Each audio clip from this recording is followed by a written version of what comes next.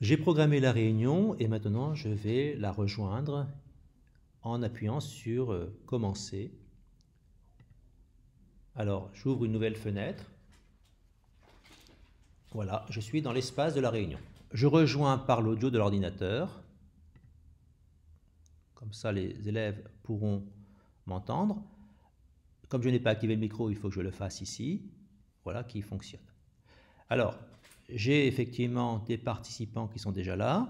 Je peux regarder. Une fenêtre s'ouvre et là, effectivement, je vois les participants. Alors, bien sûr, il y a l'animateur et puis il y a un élève en attente.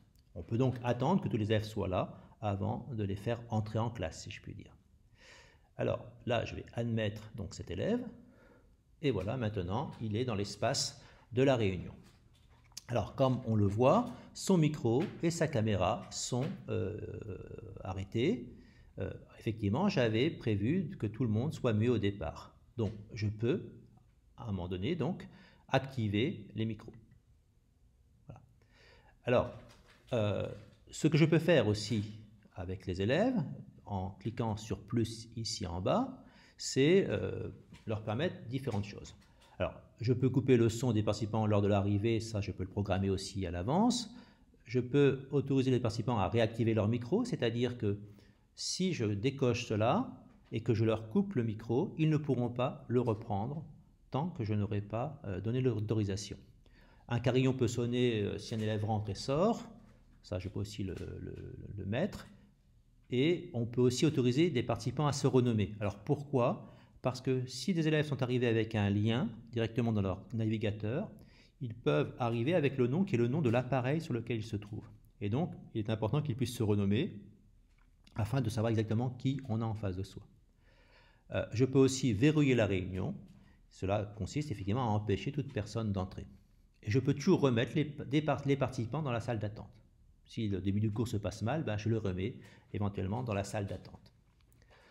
Alors, voilà un petit peu pour les fonctions par rapport aux participants. Ce que je peux faire également, c'est inviter en direct des élèves. Et supposons éventuellement que la réunion s'est faite très rapidement dans l'urgence, je peux copier l'invitation et envoyer par mail effectivement cette invitation. Alors, ensuite, je peux effectivement converser avec les élèves.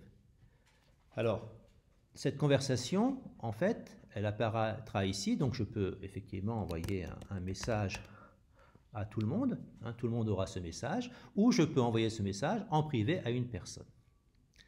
Je peux aussi joindre un fichier avec le message. Par ailleurs, je peux configurer la manière dont vont être communiqués les messages.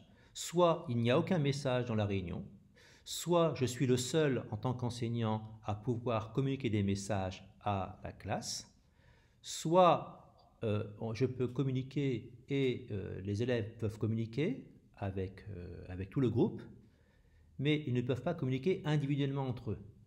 Autrement, il faut que je mette tout le monde. Voilà pour la communication, donc on a aussi une capacité à gérer les communications par écrit entre les élèves. Voilà rapidement, alors je reviendrai sur le partage de l'écran, c'est aussi une fonction, j'y reviendrai plus précisément.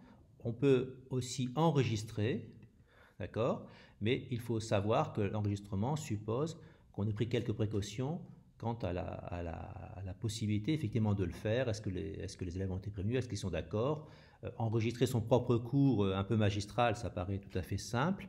Enregistrer les interactions avec les élèves, c'est peut-être un petit peu plus compliqué. Il faut là bien être au clair sur les règles juridiques, je dirais. Voilà, alors ensuite, quelques éléments.